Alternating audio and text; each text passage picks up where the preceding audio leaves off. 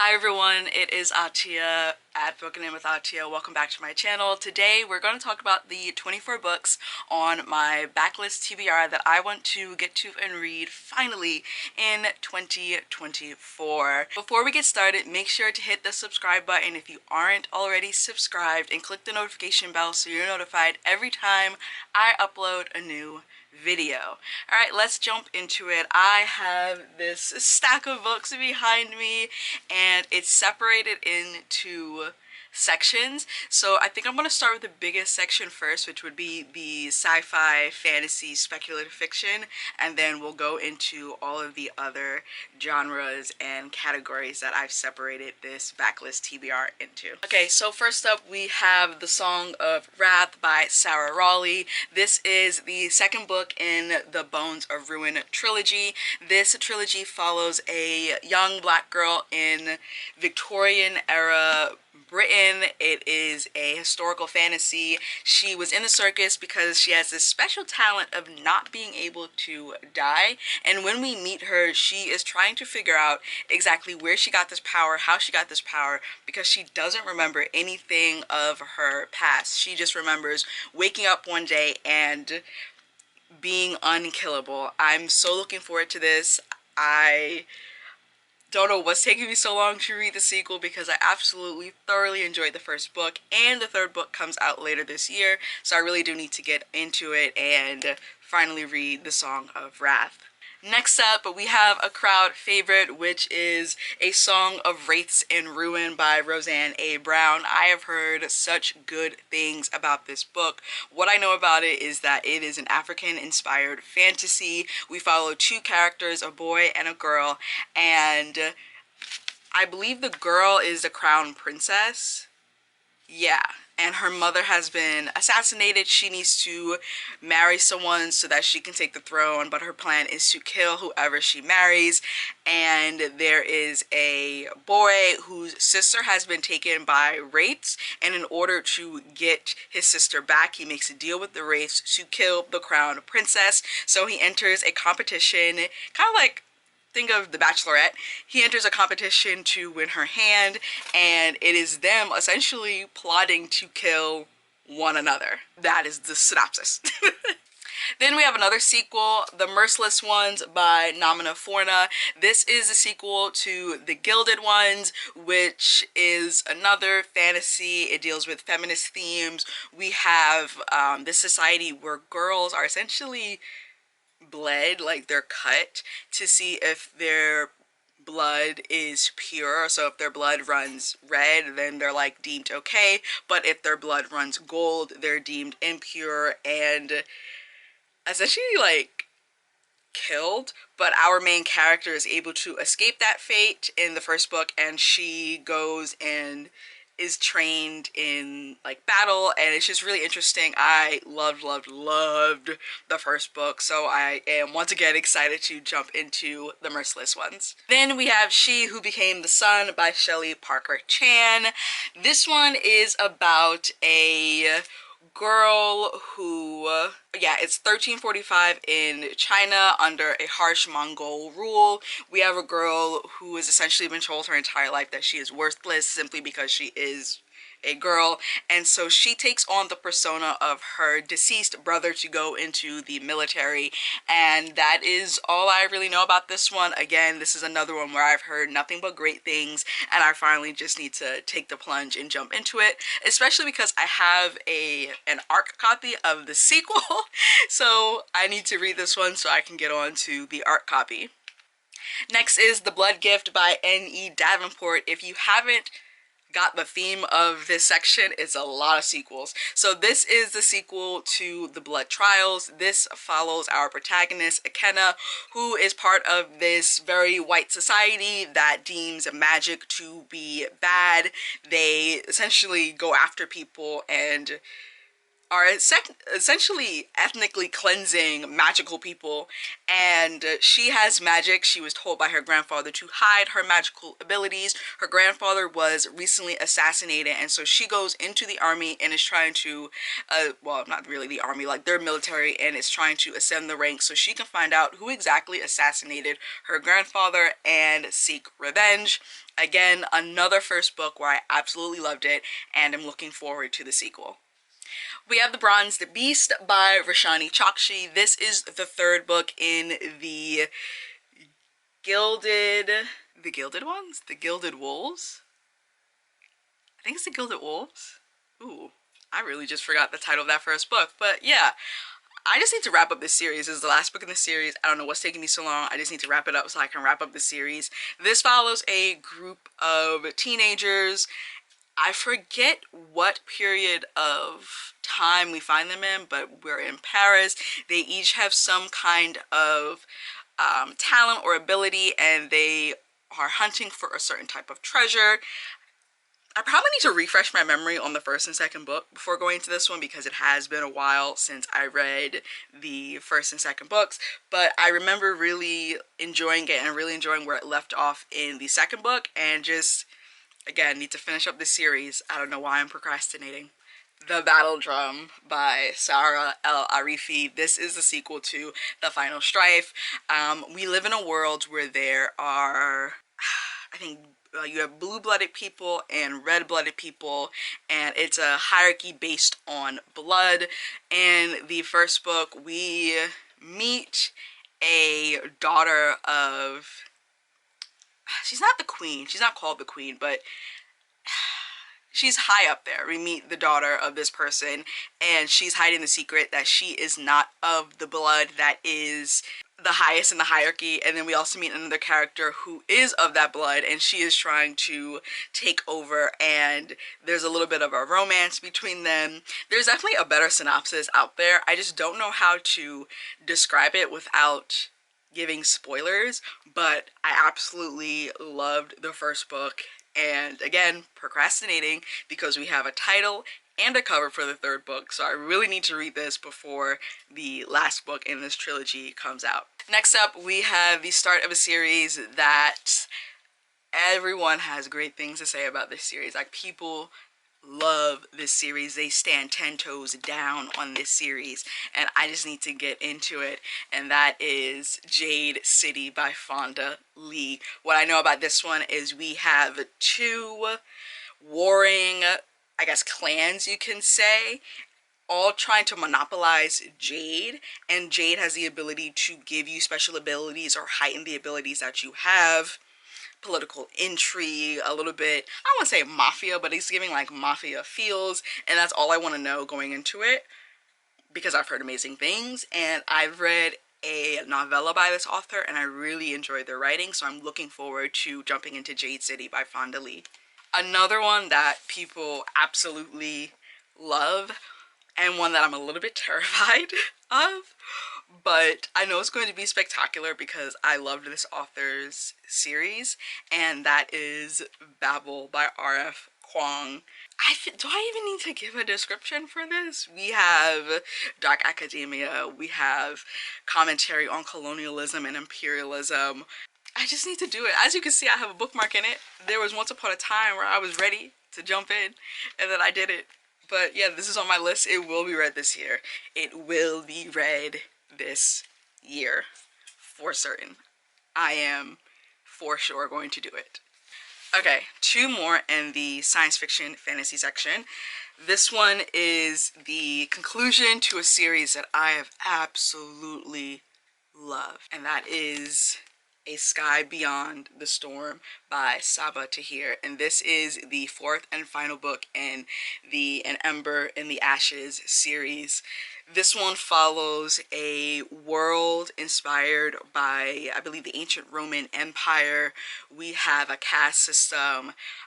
We meet two characters in the first book. One is the son of essentially like the commander of the army, of the military, and he's like, I don't want to do this anymore. And then we have a young girl who whose family is essentially decimated by this government, and she ends up being a slave to the boy's mother. And there's magic, there's commentary, there's intrigue, there's fighting, there's romance. It is just a brilliant, brilliant series, and I'm a little sad that it, is concluded, but at the same time, I do want to see how these characters' stories end. Last book in the sci-fi fantasy section is The Atlas 6 by Olivia Blake. Another dark academia. I believe we have 6 teens who are trying to get into this institute, or they're in this academy. Yeah, they're trying to get into this society. They're talented, and it's a game of wills and smarts and academics, and people always love it, and so it's on my list. I finally need to just like read it and see if I like it. The next section that we have is going to be historical fiction. I have 3 books in this category. The first one being The Color Purple, which is a Black American classic. It follows the lives of 2 sisters, and I just really need to read this finally. I'm looking forward to it, and it is about time for me to dive in and just experience the wonder and magic that is The Color Purple. Next up, we have The Daughter of Dr. Moreau by Sylvia Moreno Garcia. This one's a weird one, and I say that because it is historical fiction, but I'm also like, is it speculative? Is it sci-fi fantasy? Is it horror? Sylvia Moreno Garcia essentially has her own genre. Like, she just bends genres to her will, and I'm not complaining, but I put this in the historical fiction section knowing good and well that it could definitely be some other genre as well. And this is, I guess you can call it a reimagining of the famous tale of Dr. Moreau, which I don't know much about, but I do know that I really love Sylvia Moreno Garcia's writing. And yeah, that's all I got. What does this say? Yeah, it's the backdrop of 19th century Mexico, and she's the daughter of a madman, and yeah, I'm sure it's gonna be great. Also, this cover is absolutely stunning. Then we have a fic one. We have a fic one. And that is The Love Songs of W.E.B. Du Bois by Honorée Fannin Jeffers. This is, again, historical fiction that follows the lives of this one family. And the synopsis starts off, I'm not going to read the whole thing, but it says, the 2020 National Book Award long-listed poet makes her fiction debut with this magisterial epic, an intimate yet sweeping novel with all the luminescence and force of Homegoing, Sing Unburied Sing, and The Water Dancer, that chronicles the journey of one American family from the centuries of the colonial slave trade through the Civil War to our own tumultuous era. I'm looking forward to it. I'm really looking forward to it. And honestly, that's all I need to know, is that it chronicles one family from the time they arrived on the shores of America up until modern day. I'm sure it's gonna be gut-wrenching. It is like 800 pages, so I'm gonna take my time with it, but it will be done before the year is up. Next up, we have 3 nonfiction books. I am trying to slowly dip my toe back into nonfiction. I read no nonfiction last year. I don't even think I read any in 2022. And I need to. I keep collecting nonfiction books because I'm like, yeah, we're gonna learn stuff. And then I don't read them. So, there are 3 on this list that I desperately want to get to, and I intend to. The first being Hood Feminism, Notes from the Women That a Movement Forgot by Mikki Kendall. And this is dealing with Black feminism. I started like tabbing it. It deals with Black feminism and ways in which traditional white feminism leaves out women of color, specifically Black women. Then we have Rest is Resistance, a manifesto by Trisha Hersey, and this is all about resting and how resting, especially for people of color, is a way of resisting and taking care of yourself, because you can't advocate and fight for other people and, be out here protesting and trying to fight for people's rights, and you're, down bad and tired and exhausted and not taking care of yourself. And this is definitely a message that I needed and still need, and I'm still trying to learn. So I'm looking forward to seeing what this person has to say and what I can glean from this manifesto. And then the last nonfiction that we have is Ride or Die, a feminist manifesto for the well-being of Black women by Shanita Hubbard. This is another Black feminism book. Pretty small, pretty thin. I have actually started it, so this might be one of the first ones on this list that I finished in 2024, which is exciting. And yeah, this is what it says. And I feel like nonfiction is pretty straightforward because the title and the subtitle essentially tell you what they're about. Alright, moving on to the next section, which is going to be horror books. I have 4 books in this category, starting with Zone 1 by Colson Whitehead. This takes place during a pandemic. This came out before 2020. It takes place during a pandemic, and it's in New York. Yeah, it's in New York City, and there is a section of the city that is dedicated like Zone 1 where people are safe. There's no zombies that are like there and attacking. And yeah, Colson Whitehead just has such an interesting and very specific way of writing, and I'm looking forward to seeing how he tackles horror, because I know that he's going to do it in a very different way. Then we have Nana by Brandon Massey. This is a story of a family. We have a husband and wife, and I believe they have a child, but the wife's mother pops up after years of no contact, and she's like, yeah, I want to reconnect and I want to be part of the family. And so they, you know, let her be part of the family, and soon the husband realizes that his mother-in-law is looking younger, but his wife is looking older, and so something fishy is going on there. And that's all I want to know. And so that's all I'm going to tell you, because I'm not about to flip this and read the back. Then we have another cult classic, which is My Heart is a Chainsaw by Stephen Graham Jones. This is a homage to slasher fic and slasher films.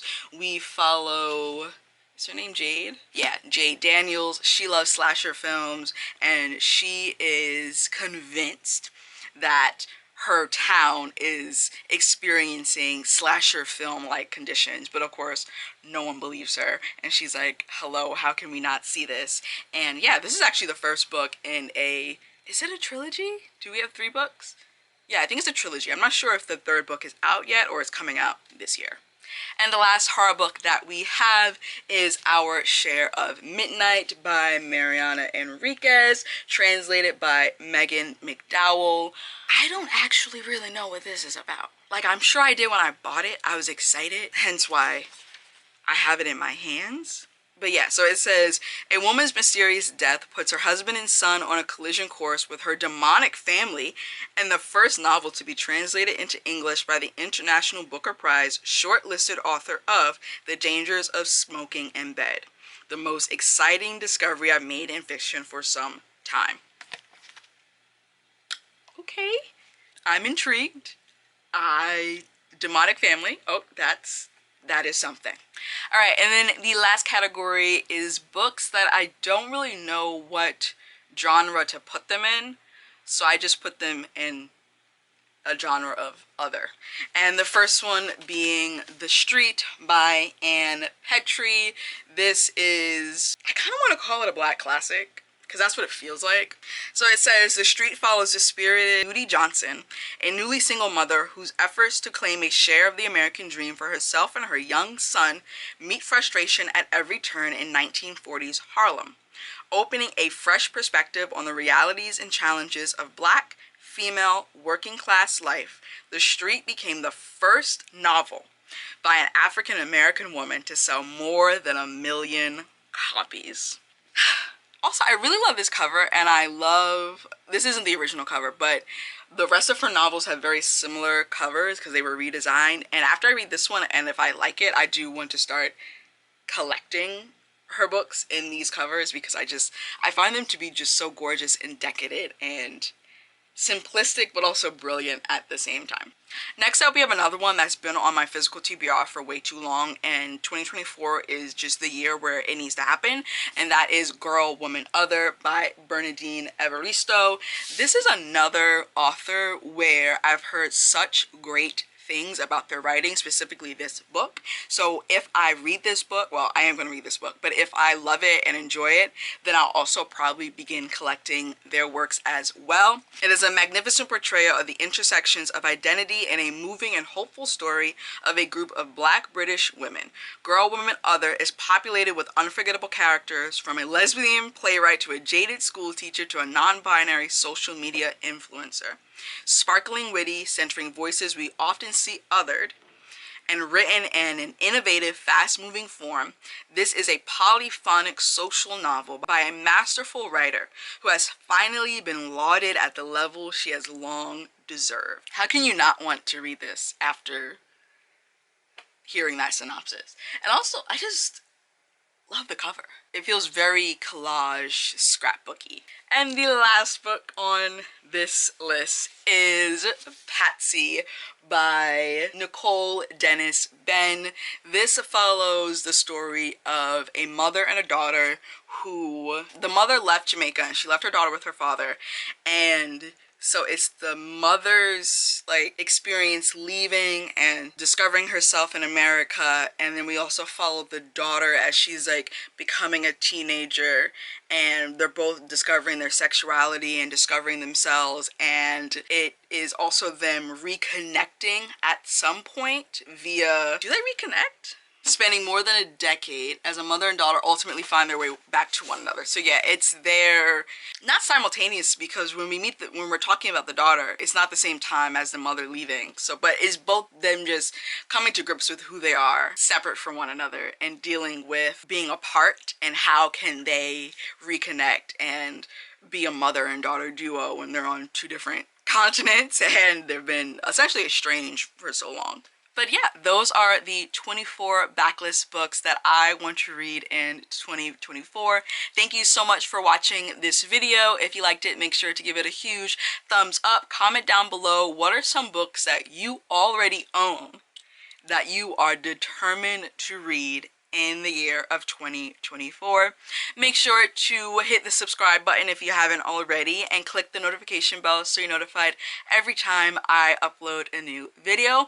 All of my socials can be found down below, as well as a link to my book club, my Pango Books storefront, and my Etsy shop, and I will see you in another video. Bye! Showing. I ain't living for the moment. I see what's mine and I want it. Hungry like a Pac-Man. I'm Bruce Wayne and Batman. I'm Naruto with a Hanzo. Got a sharp mind like I'm Einstein. Plus I'm copywriting, so it's all mine. Check it for me, I'm in the sky.